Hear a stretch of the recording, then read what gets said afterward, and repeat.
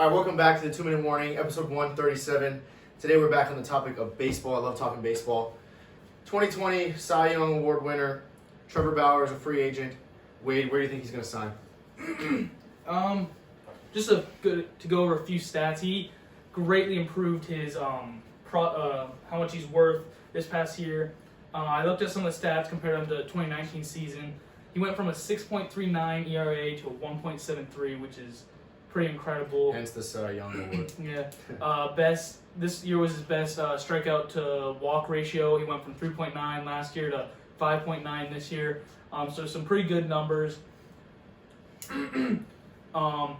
But where I would like to see him go, I think the Padres would be a good fit for him. Padres?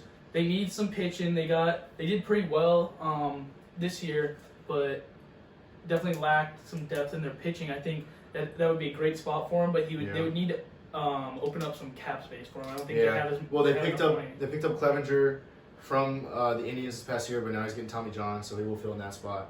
And he'll join Chris Paddock there. So I think the reality for me is anybody who's able to sign Trevor Bauer, if you can afford him, is going to be getting a great player. Yeah. A guy that, regardless of his pitching ability, just brings a personality to the team that you can't really get anywhere else. He's going to bring fans to the stadium. He's going to bring whatever team he gets to into contention of something, some sort of big game.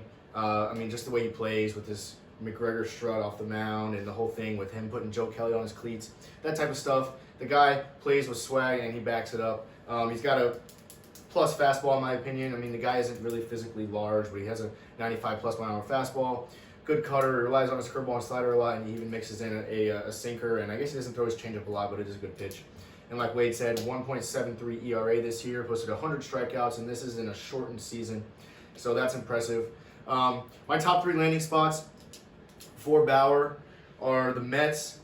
What he would bring to the Mets, he's going to be joining Marcus Stroman, Syndergaard, Jacob deGrom, who's already won back-to-back Cy Youngs before Trevor Bauer did. So just that right there, he'd be an elite company on the Mets to really make them one of the best pitching staffs in baseball. Noah Syndergaard coming off an injury hopefully he's going to be healthy this year. And then, of course, back in that NL East division, Braves just got Charlie Morton, which is going to help their roster out again a lot. So this is going to kind of combat that.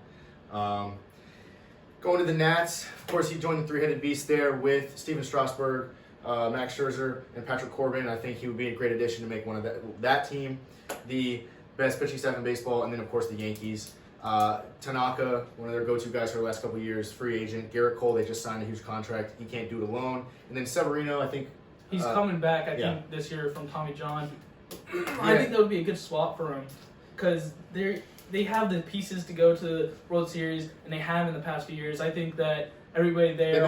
They've been missing something for the last couple of seasons because every year they've gone into the postseason thinking they're going to go all the way. They need to do something. All the fans, I think, are getting tired of going into the season with high hopes and then getting crushed ultimately in the postseason. So I think they do need to do something. I think this would be a great move for them. Yeah, Severino coming back would be big. I just have a problem with the Yankees. I don't think Trevor Bauer fits there. Personality-wise, the Yankees are just such an old school, just a modest playing style that I don't think Bauer's kind of boastfulness really fits. But the Yankees, if they can land him, it would be huge for them because they need something to push them to that next level. But again, my top three landing spots, Mets, Nationals, or the Yankees. Wade, you have?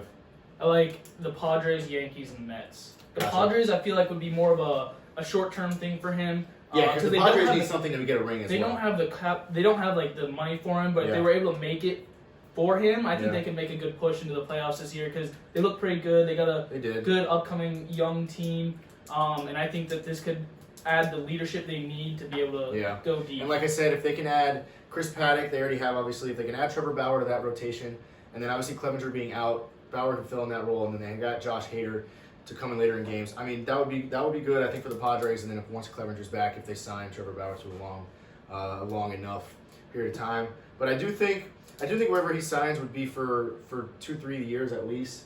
I don't know. He's definitely a guy, just like he signed with the Reds. He's worth signing for a year, but he's also some guy you don't want to just let slip away. So it could go either way. He's proven that he can keep going. I don't think he's had any injuries. I don't know how long he's been in the league, but he's a healthy guy. He's a healthy guy. I think that he could be a big name for a team if they did want to sign him for several years, but I don't know how realistic that is. Yeah, well, Trevor Bauer's a free agent, so we'll have to see where he goes. All right. See you in the Good morning. morning.